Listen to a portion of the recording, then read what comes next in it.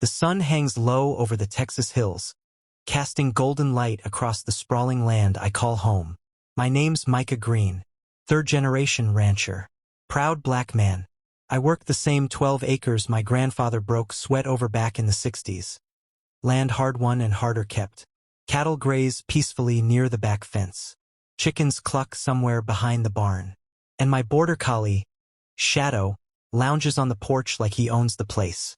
Out here it's quiet, free, untouched by the chaos of city life. Or at least it used to be. I first noticed the new subdivision cropping up on the East Ridge about a year ago. Cookie-cutter homes with driveways too clean to ever know work boots.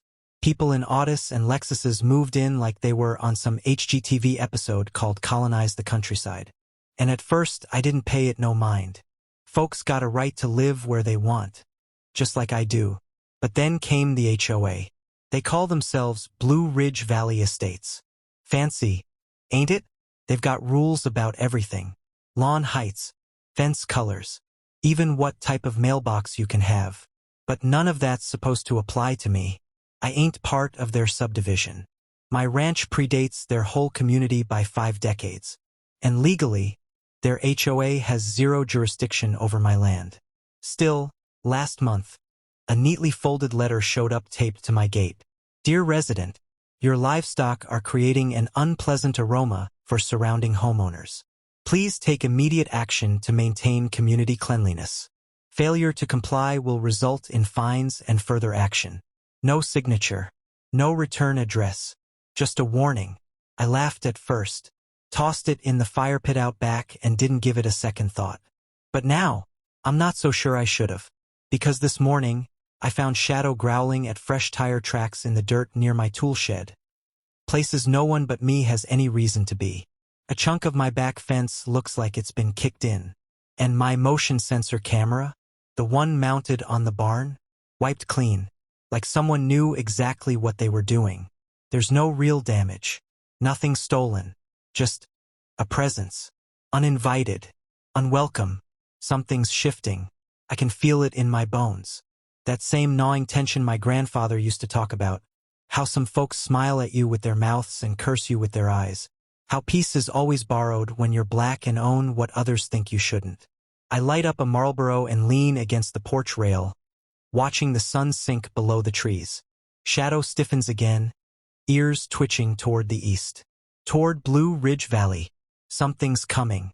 And I get the feeling it ain't just another letter point. 3 days pass. Then 5. And with each one, something feels off. It starts small. One of my hens goes missing. No blood, no feathers, just gone. Then my irrigation line mysteriously bursts, flooding the southern pasture.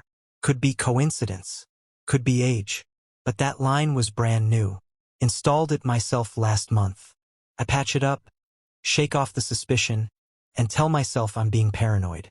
But it lingers, like a splinter you can't quite dig out. Then one morning, I catch headlights sweeping across my property before dawn. I jump out of bed, throw on boots, and grab my flashlight. Shadow's already at the door, hackles raised. We run down to the gate, but whoever it was is gone. No plates, no tracks, just the smell of engine oil hanging in the air. That's when I start documenting. I install backup trail cams, double-check the locks on my sheds, and start keeping a log in a spiral notebook. Time, date, what happened, where. I'm building a case, though I don't know against who, yet. But the answer comes sooner than I expect. I'm at the feed store that Friday, picking up sacks of grain, when I overhear 2 men from Blue Ridge talking near the register. One of them's in khakis and a blue polo, the kind of outfit that screams golf and passive aggression. The other's nodding like a yes man. They're bringing the property value down, Polo says. All that livestock, the smell, the noise. We have every right to take action. The other man whispers something, glancing at me. Polo doesn't care. Not even supposed to be here. These people think just because they've got a deed, they can do whatever they want. These people. I grip the grain sack tighter, my knuckles going white. But I don't say a word. Not yet. I want names first. As they leave, I catch a glimpse of the HOA logo stitched on Polo's shirt, Blue Ridge Valley Estates. Underneath it, his name tag reads, Carl Whitaker, HOA Security Liaison. Security Liaison. What does that even mean for a neighborhood with no gates and no guards? I follow them at a distance, just long enough to see Carl hop into a white SUV. Same one I spotted outside my fence that night. Bingo. I get back home and start digging. Turns out Carl's the unofficial enforcer of the HOA, self-appointed, of course. No real authority, but plenty of smug power, especially when aimed at folks who don't fit the Blue Ridge aesthetic. Retired cop. Fired from his last precinct under suspicious conduct. Lots of complaints. All swept under the rug.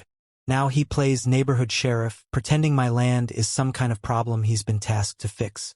And something tells me this man doesn't knock before stepping foot on what he doesn't own. The next morning, I find hoof prints in my garden beds. Not mine. Someone's been trespassing.